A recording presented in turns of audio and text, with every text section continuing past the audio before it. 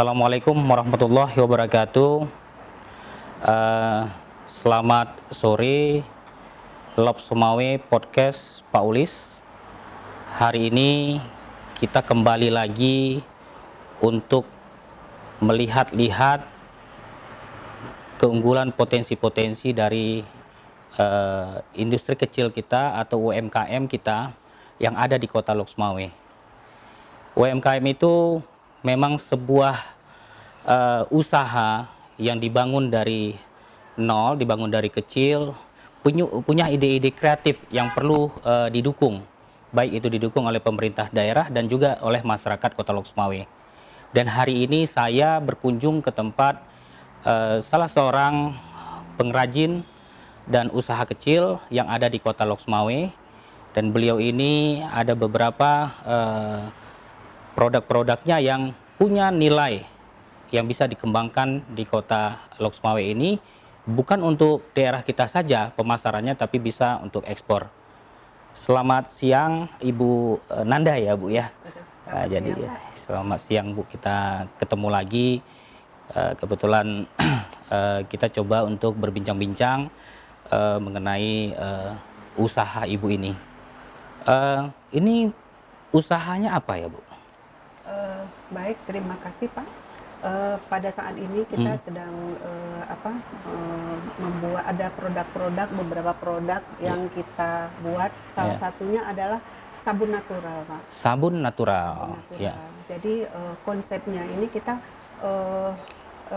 produk kita ini selain baik untuk kesehatan kulit, tetapi juga ramah lingkungan. Ramah lingkungan. Ya. Kemudian kita juga ingin memanfaatkan produk-produk ataupun bahan-bahan yang ada di seputaran kita. Di seputaran kita berarti organik ya Bu ya? Iya betul. Misalnya seperti daun kelor. Daun kelor ya. Daun kelor ini salah satu produk kita, sabun daun kelor. Kemudian juga ada sabun serai. Oh serai ya. Betul-betul. Kemudian ada juga kopi coklat. Kopi coklat ya. Seperti yang kita ketahui kan. Kopi coklat kan melimpah juga di daerah kita. Daerah kita ya. Kalau yang itu Bu, yang minyak itu? Ini bukan minyak Pak, ini sabun natural. Sabun natural, sabun mandi ya. Oh. Sabun mandi, ini sabun bahannya minyak zaitun dan madu. Minyak zaitun dan madu. Ya. Jadi ini sabun ini juga sangat bagus untuk kesehatan kulit karena sangat sangat natural. Jadi kita tidak memakai bahan-bahan kimia, apalagi bahan-bahan yang sangat yang berbahaya buat kesehatan kulit ya. Iya. Ide pertama dulu Bu. Ya, ide pertama Ibu dulu memunculkan usaha ini. Betul. Itu bagaimana? Mungkin kan saya mau tahu dulu jatuh bangunnya waktu pertama membangun produk ini sehingga dia juga punya labeling yang bagus, punya packaging yang bagus, ya, punya branded yang bagus. Itu awal mulanya gimana Bu? Iya Pak. Pertama memang saya membuat produk ini untuk kebutuhan pribadi. Kebutuhan pribadi, ya. Kemudian seperti kita ketahui bahan-bahan baku kan banyak di seputaran kita Pak ya. Jadi itu kita kita manfaatkan. Kita manfaatkan seperti daun kelor, kopi dan lain sebagainya. Kalau masalah jatuh bangun itu sudah biasa. Betul Pak. Memang karena kalau jadi pengusaha itu harus siap jatuh bangun Bu gitu ya. Jadi memang saya banyak kendala-kendala yang saya hadapi. Tapi seiring dengan waktu, alhamdulillah produk kita pun untuk saat ini pun sudah mulai dikenal, khususnya di Aceh sendiri. Bahkan ada beberapa produk yang sudah mulai kita kirimkan ke luar Aceh. Oh, keluar Aceh. Ini produknya nama brandingnya apa Bu? Cendana Pak. Cendana. Kenapa kok bisa Ibu memilih nama Cendana? Iya Pak, yang pertama seperti kita ketahui kan kayu cendana ini kan merupakan komoditi kita juga ya. Kemudian di samping itu saya senang dengan aroma cendana. Aroma cendana, berarti kan memang memilih sebuah nama ya. Ini memilih sebuah nama, ini identik, pasti ada sesuatu yang sangat identik terhadap pemilik usahanya. Makanya Ibu tadi sangat suka dengan wangian cendana. Makanya memilih cendana. Iya, Kan gitu Bu ya. betul. Kemudian tahun berapa mulainya tadi Bu? Saya mulai usaha sabun natural ini 2018. 2018 ya. 2018 itu dimulai dari permintaan teman-teman gitu kan. Oh berarti dari Ibu pakai sendiri, Ibu Iya. coba kasih sama kawan-kawan. Kemudian ada permintaan. Ada permintaan. Jadi mulai dari loyang-loyang kecil dulu Iya. kita produk gitu kan. Tapi alhamdulillah kalau sekarang kita sekali produksi itu kadang-kadang satu hari itu sampai 150 piece Pak. 150 piece. Iya. Iya. Kemudian bahan baku ya Bu ya. Bahan baku kan kalau Ibu katakan tadi melimpah. Kemudian juga ada daun kelor ya. Iya. Daun kelor ini memang salah satu bahan yang super banyak yang bisa dipergunakan untuk macam-macam komoditi ya. Bisa sabun, bisa teh, macam-macam ya Bu ya, karena memang sangat natural kali untuk daun kelor ini. Kemudian Ibu di dalam Ibu merintis ini gitu, apa kendala-kendala yang Ibu dapati selama ini gitu? Iya, yang pertama Pak, kendalanya karena kan kita bahan utamanya itu memang kita memakai minyak zaitun. Iya. Nah, itu karena kita harus pesan dari luar ya Pak Iya. ya, itu satu kendala. Kemudian yang kedua menyangkut dengan perizinan. Iya. Itu masih apa Pak ya, masih Izin udah dapat Bu? kalau izin Pak kita sedang dalam proses. Dalam proses ya, BPOM ya. Itu aja sih Pak. Mungkin ini didengar oleh Kepala BPOM agar cepat bisa mengeluarkan surat BPOM ini karena akses untuk penjualan marketingnya ini sudah mulai jalan Bu ya, kayak gitu Bu kan. Jadi menginginkan ada sebuah surat edar ya Bu ya, dengan izin edar dari Balai POM ya. Kemudian Bu, ini kan di dalam membuat beberapa varietas yang ada atau model-model yang ada ya, Ibu menggunakan tenaga kerja berapa orang ini sekarang? Untuk saat ini Pak kita sudah memakai sudah mempunyai karyawan lah kita bilang ya. 5 orang. 5 orang itu ya. Yang tetap. Yang tetap ya. Jadi kalau misalnya permintaan sedang meningkat, kita totalnya ada 10 orang. 10 orang. Jadi kalau memang permintaan lagi meningkat, ada tenaga yang bantu juga. Yang bantu juga. Ya. Kemudian Ibu dalam pengelolaan ini yang misalnya ini kan Ibu menentukan branded dengan tadi cendana, kemudian Ibu mencoba untuk packaging dan sebagainya. Ini Ibu dapat pertemuan awal ini dari mana belajarnya nih bisa membuat packaging yang begitu saya tengok cukup bagus ya. Tadinya produk saya tidak memakai box Pak. Jadi pakai plastik. Saya Iya. pernah dulu pertama jumpa kayaknya pakai plastik Bu ya. Pak. Pernah kita ketemu ya, dalam pakai plastik ya. Cuman plastik. Sebetulnya saya ingin menonjolkan produk kita sendiri. Bahwasanya kan keunikan sabun kita sendiri. Misalnya seperti ini Pak. Jadi kan beda memang sabun kita. Iya. unik. Berarti apa ya, warna-warni ya Bu ya gini ya? Betul. Jadi Ini model apa nih kok bisa gini di modelnya nih? ya memang ini bagaimana kita ekspresikan aja ininya, warnanya. Karena begitu orang mau pakai itu luar biasa, cantik ya. Iya. Jadi seperti itu. Jadi saya sebetulnya ingin menonjolkan sabunnya sendiri. Sabunnya. Sabunnya jadi terlihat unik gitu Iya, kan. iya, iya. Dari segi bentuk, Dari bentuknya warna, ya. dan lain sebagainya. Kemudian wanginya. Wanginya Ini wanginya juga. apa Bu? Ini lemon, Pak. Oh, lemon. Boleh, silakan Bapak. Ini Lemon madu. Lemon madu. Jadi- Berarti ini pakai cetakan ya Bu ya? Iya, kita cetakan sangat sederhana, masih cetakan kayu, Pak. Iya, pakai kayu ya. Setelah kita buat, kita masukkan ke dalam loyang, kemudian 2 kali 24 jam baru bisa kita potong. Oh, baru dipotong ya Bu. Iya. Tapi kan ini nanti ke depan udah bisa dibuat model pakai press ya Bu ya? Iya, Pak. Nampak, ada ya Bu? Ada press ya? Cendana nggak ada? Ada. Oh, Kita pakai udah pakai ada. label, Luar biasa.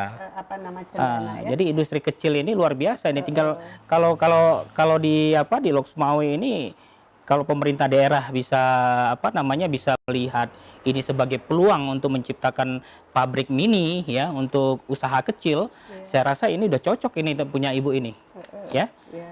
Ini punya juga stempel, ada stempel juga ya Bu ya. stempel Cendana. Iya, iya, luar biasa. Kalau ini apa nih Bu? Ini kelor Pak, sabun kelor. Kelor ya. Iya, Berarti di sini Ibu ada buat khasiatnya ya? ada. Manfaatnya ada, ya ada, untuk ini. Kemudian Tengok, ada masa expirednya bisa dikemas, ini luar biasa. Ini juga manfaatnya ada. Oh, ada bahan-bahannya ya, semua di sini. Masa kadaluarsanya juga ada. Iya. Berarti ini harga variatif ya Bu ya? Iya Pak.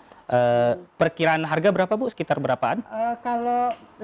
Kalau biasa kita jual ini Pak 25.000. 25.000 ya. 25.000. Nggak mahal-mahal kali Bu ya? Iya Pak. Karena juga yang pertama memang bahan baku juga karena kita bahan minyak zaitun. Minyak zaitun ya. Kemudian yang ini Bu, yang apa? Yang berupa ini?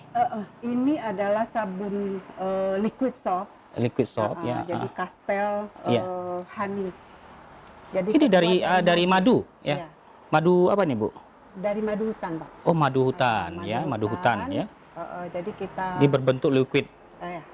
Ya, produknya berbentuk liquid. Dan ini sangat bagus sekali untuk kulit ya Bu ya, Pak. untuk kulit ya, jadi natural sekali. Jadi ini murni madu dengan minyak zaitun. Murni madu dengan minyak zaitun ya, dan ini sangat bagus sekali ya minimal untuk Kota Lok Sumawe, ibu-ibu ya, remaja putri, silakan memakai produk lokal ya, produk lokal yang nilainya nggak kalah-kalah dengan produk luar ya. Aromanya juga sangat lembut. Aromanya. Kemudian yang lain Bu? Yang lain kita ada masker Pak. Ada masker dari Pokat ya? Masker kita baru produk 2 varian Pak. Jadi maskernya ada dari kopi, kemudian dari kelor Pak. Oh, dari kelor ya. Iya. Iya, dari kopi sama ini ya masker kelor, ya dari kelor. Packagingnya udah bagus juga ini packagingnya. Waduh, luar biasa. Hanya 15.000 Pak. 15.000. Sudah ada bisa pakai masker ini ya. Kemudian produk berarti Ibu dari produk sabun, kemudian turunnya dengan liquid ya, dengan berbagai macam produk-produk yang dari serai ya, dari daun kelor ya. Bahkan ada satu Pak produk yang dari daun neem Pak. Ini daun neem, daun blue. Mungkin di seputaran ujung Blang kita tuh banyak banget. Itu khasiatnya apa Bu? Itu bisa untuk gatal-gatal Pak. Oh, untuk gatal-gatal. Dan ini banyak dipesan oleh pesantren Pak. Karena untuk anak-anak pesantren. Iya betul. Jadi kan banyak. Iya untuk pesantren Bu ya. Berarti Ibu kreatif sekali ya, kreatif sekali dalam melihat peluang-peluang ya, peluang-peluang untuk ini ya, untuk bisa kita membuat produk-produk seperti ini untuk gatal-gatal ya, untuk biasa untuk sabun. Di samping untuk gatal Pak, di dalam daun bunga itu banyak sekali mengandung vitamin E. Vitamin E yang bisa membantu menutrisi kulit. Iya, bisa membantu nutrisi kulit ya Bu ya. Kemudian kalau saya melihat di sini Bu ya, produk Ibu ini saya lebih condong sekali bagaimana juga kita Pak Ulis juga membangun bagaimana sebuah produk yang kita bangun itu adalah produk dari satu produk bisa turunan produk yang lain. Dan Ibu ini sudah melakukannya ya, sudah melakukannya dari satu produk tadi sabun ini bermacam-macam. Kalau kita lihat 22 varian. 22 varian. Kalau 22 varian ini bisa dikembangkan dengan bagus dengan nilai penjualan yang bagus. Misalnya contoh, nanti masyarakat yang lain bisa menanam daun kelor ya Bu ya. Kemudian bisa menanam daun apa tadi Bu? Nem tadi apa? Daun nem, kemudian serai ya. Kemudian akan dapat juga nanti madu ya, pengusaha-pengusaha yang dari madu juga bisa bahan bakunya bisa kita ambil dari sini. Ini sebenarnya salah satu turunan. Yang menarik sekali lagi yang saya lihat di sini adalah di samping ini Ibu juga membuat yang dari eceng gondok. Nah, ini deh Bu, ini yang saya bilang tadi turunannya Bu. Ya, dari ini bisa untuk tempat Iya. Ini. Tempat ini ya, ini bisa untuk bisa melahirkan suatu produk lagi dari bahan baku eceng gondok. Iya. Inilah yang saya bilang pengusaha yang punya nilai kreativitas tinggi, inovasi tinggi, inilah dia. Dari satu produk bisa menurunkan produk-produk yang lain dan hingga nanti pengrajin eceng gondok ini juga bisa mampu berjalan dengan seperti ini. Ini gimana Bu? Kok bisa ke eceng gondok? Nanti kita Iya, Pak. mungkin nanti akan sedikit membahas tentang bagaimana cara membuat sabun ya Bu ya, Ya, tadi boleh. ya. Kemudian nanti kita bagaimana cara membuat sabun, kemudian cara bagaimana mendapatkan eceng gondok kok seperti ini bisa dapatnya. Ya, Iya. di sela-sela kesibukan Ibu ini, dan nanti saya akan perkenalkan Ibu ini siapa sebenarnya kan gitu ya. Nanti dari ini sebuah kegiatan-kegiatan yang sambilan ya, nanti kita ini kan. Iya. Ibu, eceng gondok ini kenapa Bu? Kok bisa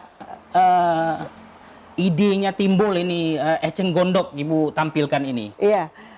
Seperti diketahui Pak, saya memang pecinta bahan-bahan natural Pak. Iya. Oh. Saya sangat sedih ketika misalnya ada sesuatu yang terbuang begitu saja. Dari situ kan seperti kita ketahui, Iya. eceng gondok itu kan gulma Pak. Gulma ya. Iya. Jadi maksudnya jadi masalah buat orang. Iya. Terkadang orang buang begitu saja, begitu kan. Dari situ saya ingin memanfaatkan bahan-bahan tersebut. Iya. Nah, jadi dari situlah muncul ide saya. Yang pertama saya memang senang dengan produk-produk yang natural. Kemudian ini merupakan juga bisa tempat wadah saya. Wadah, iya betul. Kadang-kadang ada juga pesanan yang meminta supaya di packing dengan bagus. Eceng gondok seperti ini. Saya gitu ya? jadi saya memakai wadah seperti Iya. ini. Saya packing dengan manis sehingga lebih memperkesan, kemudian lebih meningkatkan nilai jual. Benar sekali Pak. Sepakat Ibu ya. Jadi nilai jualnya agak lumayan tinggi. Kenapa? Dipacking oleh sudah dipacking dengan bahan-bahan dengan eceng gondok juga. Yang sebenarnya gulma kan gitu. Betul. Ya. Ini kita lihat ini untuk pas bunga. Iya. Ya, tempat untuk meletakkan pas bunga ini sangat bagus sekali. Ini sekitar berapaan harga Bu? Itu 25. 25.000 sangat terjangkau. 25.000 ya. Ini alas alas untuk placemat, tempat piring, tatakan meja makan. Meja makan. Meja makan ya, luar biasa. Ya, kemudian yang di samping kita ini ada stool kursi, ya, ada keranjang laundry, ya. Luar biasa. Ada kemudian ini untuk lantai karpet. Ya. Wah, karpet. keren. Ya, alhamdulillah. Memang UMKM punya ide-ide kreatif seperti ini. Iya. Ya. Kalau ini berapaan Bu harga dijual Bu? Kalau ini 500 Pak. 500 ya. Jadi belum lagi nanti mungkin tempat sarung bantal ya Bu ya. Mungkin macam-macam yang bisa dikombinasikan dengan seperti ini. Iya. Kemudian kendala Ibu selama ini Bu, apa Bu sebenarnya? Gak apa-apa Ibu sampaikan sama kita semuanya biar kita tahu kendalanya di mana sih sebenarnya. Ya? Karena kan kita mau mencari persoalannya masalah apa. Dan Pak Ulis di sini nih sebagai solusi gitu. Oh, ini nanti kita bisa bicara bagaimana apa masalahnya gitu. Betul. Yang pertama kalau menyangkut dengan produk sabun natural ini, yang pertama memang perizinan, Pak. Perizinan. Kemudian pemasaran ya. Pemasaran karena kan sebetulnya kalau saya lihat pasarnya bagus, Pak. Kita sudah coba misalnya menitipkan di beberapa swalayan di sini.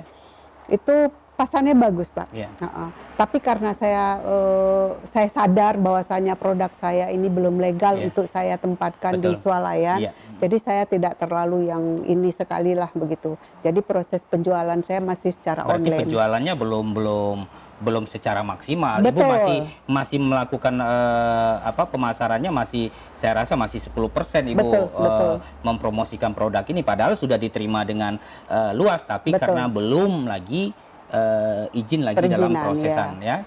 Saya rasa kalau memang misalnya izinnya sudah keluar, BPOM izin edar gitu Pak ya, Alhamdulillah saya rasa mungkin bisa lebih meningkat gitu. Karena selama ini kita sudah banyak mengirimkan produk-produk kita sampai ke seluruh Aceh, Pak. Seluruh Aceh. Iya, secara online. Kemudian ada juga kita keluar Aceh kita sudah mengirimkan ke Palembang, ke Tarakan. Itu sudah ada reseller kita di sana. Oh, sudah ada reseller di sana. Ya. Berarti memang sudah mulai, tapi memang menggunakan online ya, Bu, ya, karena betul. dari teman-teman ya. Betul. Jadi tidak belum lagi meletakkan di supermarket yang begitu karena tidak proses izin ya. Mudah-mudahan kita akan coba nanti Bu berkomunikasi bagaimana kendalanya perizinan ini di mana. Nanti coba saya bisa juga menjembatani ya dengan pihak-pihak yang terkait, yang mudah-mudahan UMKM kita ini bisa bangkit. Saya sangat ini sekali, karena kita sebenarnya perlunya pemerintah ke sini adalah pemerintah harus hadir di tengah-tengah masyarakat seperti ini. Kenapa? Karena saya melihat Ibu Nanda ini ya, di samping dia bekerja ya, Bu ya, bekerja. Ibu bekerja di mana, Bu, tadi? Di puskesmas, Pak. Di puskesmas ya. Ibu bekerja di puskesmas tapi juga mempunyai usaha seperti ini. Jadi sambilan usaha ya, tapi juga membina ataupun bekerja di puskesmas ini sangat luar biasa, dan kita harus dukung program ini, dan juga bagaimana kita bisa ini sebagai motivasi untuk masyarakat yang ada di sekitar kita ini, untuk masyarakat Lok Sumawe dan anak-anak muda, generasi muda kita, untuk bisa meniru, mencontoh semangat dari Ibu Nanda ini untuk bisa mengembangkan produk-produk usaha yang ada di sekitar kita. Karena saya melihatnya di setiap tempat kita ini cukup banyak peluang ya, punya cukup banyak potensi. Makanya kita melahirkan podcast seperti ini untuk bagaimana ini bisa tersebar kepada masyarakat semuanya, bahwasanya Lok Sumawe punya produk-produk seperti ini. Ibu, harapan Ibu, Bu, ke depan, mungkin target Ibu ke depan, harapan Ibu ke depan apa? Harapan saya yang pertama ya, mungkin yang pertama supaya saya bagaimana caranya mungkin pemerintah daerah bisa menjembatani lah untuk proses perizinan segala macam gitu kan. Itu yang saya harapkan. Yang kedua mungkin ya mungkin kita ada perhatian lah dari pemerintah daerah menyangkut dengan produk-produk yang ada khususnya di Lok Sumawe ya. Jadi mungkin dengan adanya perhatian, dukungan dari lintas sektor, jadi itu membuat motivasi, membuat semangat bagi kami UMKM juga. Kemudian seperti kita ketahui kan banyak, sekadang kita ingin mengupgrade untuk menambah wawasan kita gitu kan. Kita berharap mudah-mudahan ada pelatihan-pelatihan yang bisa untuk meningkatkan, mungkin meningkatkan dari segi mungkin produksi, dari segi pemasaran, macam-macam ya, Bu ya? Ya, dari packaging dan lain sebagainya. Itu sih harapan kita.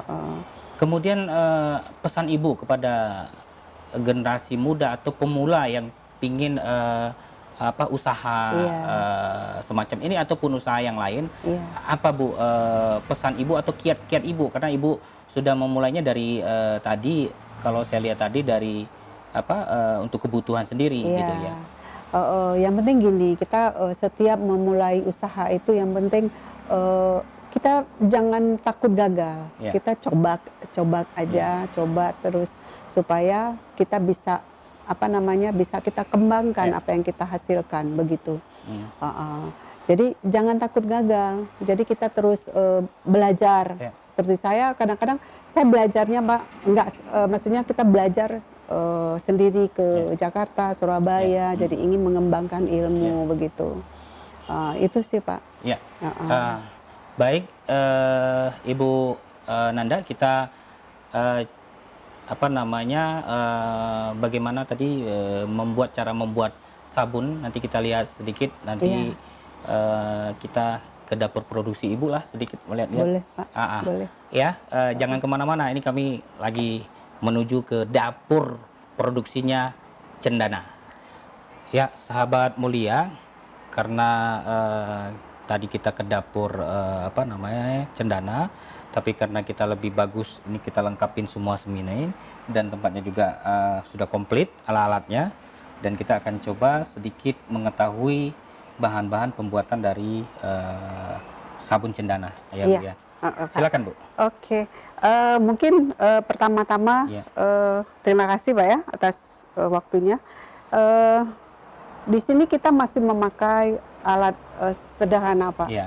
Kita masih secara handmade produk untuk rumah tangga ya.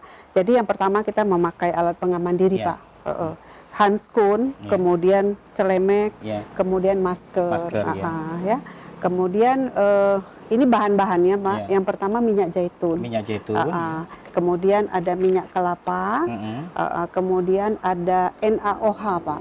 Jadi NaOH ini memang wajib untuk sabun ya. Kemudian ini pewangi. Pewangi. Kita juga ada pakai essential oil juga ya. Kemudian bahan tambahan, misalnya bahan tambahan seperti mungkin coklat. Kalau kelor berarti kita bahan tambahannya dari kelor. Pertama-tama ini mungkin untuk ini aja Pak ya. NaOH kan dilarutkan dulu dalam air. Setelah dilarutkan dalam air, kemudian baskomnya setelah kita kita campur dengan minyak kelapa, minyak zaitun, kemudian kita masukkan NaOH, campur NaOH, terus kita mix dengan hand blender. Setelah kita mix, langsung kita masukkan ke dalam loyang. Setelah masuk dalam loyang, kita tunggu 2 kali 24 jam sampai benar-benar keras, kemudian baru kita potong. Setelah pemotongan nggak langsung bisa dipakai Pak, nggak langsung setelah dicetak dipotong kan sudah ini, tapi kita harus bisa menunggu sampai 4 sampai 6 minggu. 4 sampai 6 minggu. Baru bisa kita pakai, itu baru aman untuk kulit. Berarti sederhana sekali Bu ya. Benar. Sederhana sekali ya, dengan menggunakan cetakan seperti ini. Cetakan kayu sudah seperti cukup ini. Ya Bu ya. Iya Pak. Jadi sangat mudah. Sangat mudah. Yang penting bahannya itu benar-benar pas takarannya, ukurannya segala. Berarti sangat sederhana sekali sahabat mulia dalam pengelolaan ini, dan ini bisa dibuat di rumah tangga ya, dengan pola-pola seperti ini sederhana sekali ya. Jadi tidak ada yang tidak bisa dan tidak ada yang tidak mungkin dalam kita menciptakan peluang-peluang usaha. Intinya sahabat mulia, apapun yang kita harus lakukan semuanya untuk keberhasilan itu adalah membutuhkan sebuah proses ya. Jadi proses ini jangan sampai ditiadakan, jangan sampai kita mau instan menyiapkan sesuatu tapi kita tidak menunjukkan sebuah proses yang akan kita jalankan untuk menjadi seorang pengusaha seperti Ibu Nanda ya. Jadi untuk itu saya sampaikan di sini jangan patah semangat ya, tetap berjuang ya, walaupun saat ini lagi Covid ya Bu ya, lagi Covid, lagi ada pandemi Covid ini, jadi kita jangan patah semangat dan teruslah berkarya, menciptakan peluang-peluang untuk bisa bagaimana kita membangun kota Lok Sumawe ini ke arah yang lebih baik lagi, membangun kota Lok Sumawe ini menuju kota yang UMKM-nya bisa hidup, yang IMKM-nya itu bisa hidup dan berkembang, karena roda kehidupan dari suatu daerah ini adalah ditopang oleh UMKM. Terima kasih, selamat berjumpa kembali di episode selanjutnya di Jalan-Jalan Pak Ulis ini. Mudah-mudahan kita dapat menjadi inspirasi untuk kota kita ini menjadi kota yang baik. Assalamualaikum warahmatullahi wabarakatuh.